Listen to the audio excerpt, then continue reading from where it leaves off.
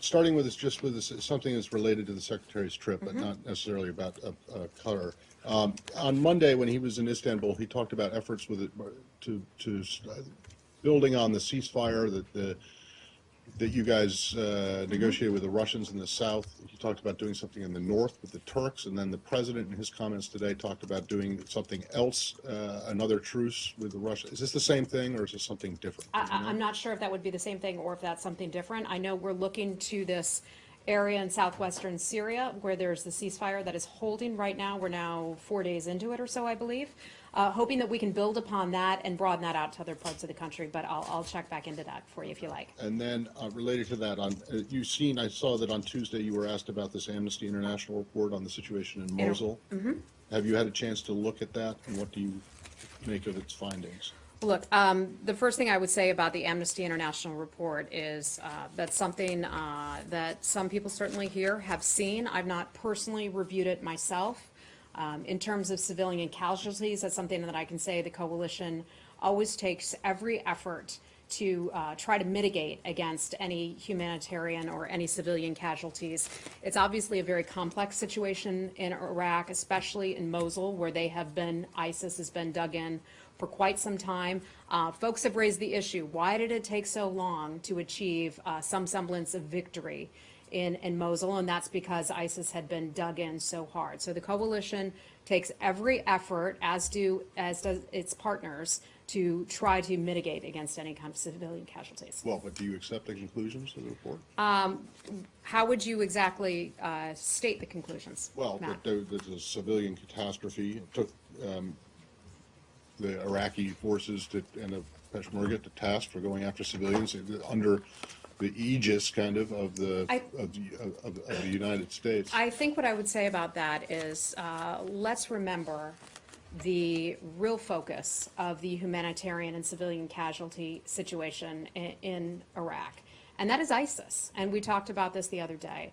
Were it not for ISIS forcing so many people from their homes, and now through the work of the coalition, many people, hundreds of thousands of people, have been able to go back to their homes in Mosul alone. And so the real focus, the real reason why there has been misery in Iraq and Syria as well is because of ISIS, not the coalition and not the coalition partners. Okay, but does that mean that you do not accept the findings of this report? I mean, do you not think that this is a problem, the civilian? Look, I know that if there are... Obviously, I mean, ISIS aside, civilians, this report says that civilians have suffered badly. The Department of Defense puts together a civilian casualty list at the end of I believe it's at the end of every month, but I know that they do that on a monthly basis. So then I would refer you to that. I know it's something that we take very seriously.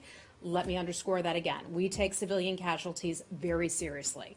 The United States, its coalition partners, the Department of Defense, all of the folks working on behalf of the United States and the coalition continue to work very hard to ensure that this kind of thing does not happen. Does that mean that you're not going to comment on Look, I do know this. I can tell you that the Department of Defense and other U.S. government entities were not consulted when it came to looking at that report or weighing into that report. So I think that is indicative that the report wasn't fully formulated without getting our input as well. Okay, well, but so the reason that I'm asking it, and the reason I'm asking it like this, is that it seems to be, and this is not just something that unique to this administration, but for many over the course of the last four or five administrations, when Amnesty or another human rights group comes out with a report on a country that you don't like, say like North Korea or Syria, and they don't consult those governments when they do those reports.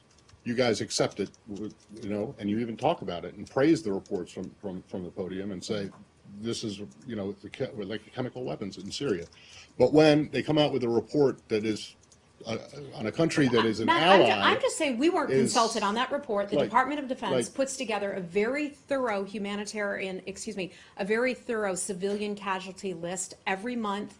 I think the United States does a very strong job of trying to ensure that that does not happen. I think that is evident by the fact that we have been backing Iraqi forces and our coalition partners. We have 72 members of the Defeat ISIS coalition in here right now, including representatives from Iraq. And I think that is indicative of the amount of care and concern that we put into So that. this is not a case, this is not a situation where you accept reports that you like the results of, but do not accept Matt, results. I'm not going to reports characterize it you that don't. way at all, okay? I think we've been over this enough. Go ahead. Hi, A Syed. report. Hi.